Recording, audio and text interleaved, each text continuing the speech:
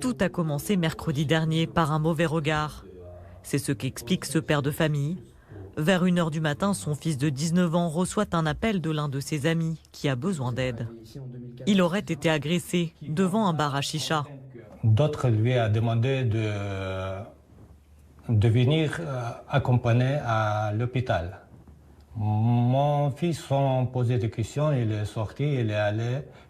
Dès qu'ils ont commencé à parler, 2 voitures sont arrivées et les gens avec des armes, avec des barres de fer, sont sortis des voitures et commençaient la bagarre tout de suite. Mon fils, il a reçu un coup de crosse sur la tête. Quelqu'un a mis pistolet dans la bouche.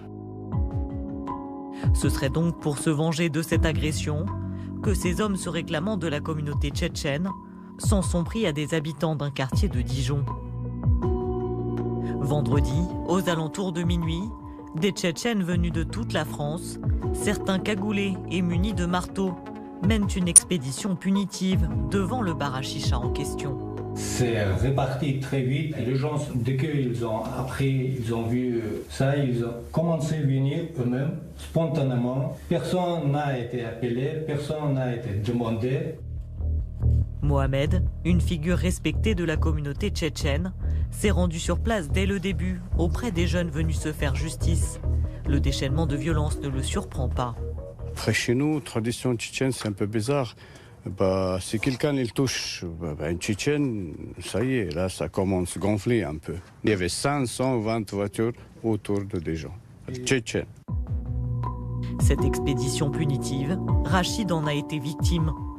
On a dit peut-être c'est des gens des quartiers, voilà, c'est des gens qui habitent là-bas au fait. À chaque voiture, on voit des gens qui descendent, ils sont vraiment armés, ils sont tous habillés noirs, cagoulés. Dès qu'ils arrivent, ils commencent à taper. Je tombais par terre. Ils étaient sur moi, je sais pas, plus de 10 personnes, je pense. Je crie, je dis pourquoi vous me faites ça? J'ai rien fait, mais personne écoute. Des violences qui ne s'arrêtent pas là. Le lendemain, une fusillade éclate dans la cité. Un homme est gravement blessé par balle. Et dimanche soir, les affrontements franchissent un nouveau cap. C'est une scène digne d'un film hollywoodien qui est captée par des témoins sur place. Ils sont plusieurs dizaines de Tchétchènes réunis sur cette place. Cette voiture lancée à vive allure manque de les écraser avant de faire un tonneau. Ses occupants sont grièvement blessés. Dernier acte, lundi soir, des habitants du quartier, lassés par cette vendetta, organisent une démonstration de force. On a été lâchés par la police. On était là simplement pour marquer notre mécontentement.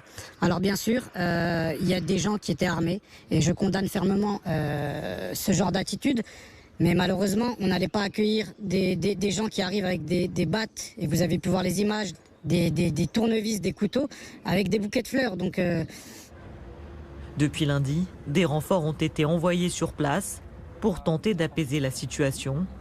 Un retour au calme que le père du jeune Tchétchène appelle de ses voeux.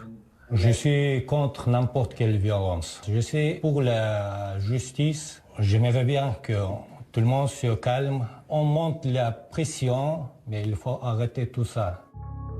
Pour la première fois depuis vendredi soir, le quartier des Grésilles a retrouvé son calme, sans doute à la suite de cette entrevue.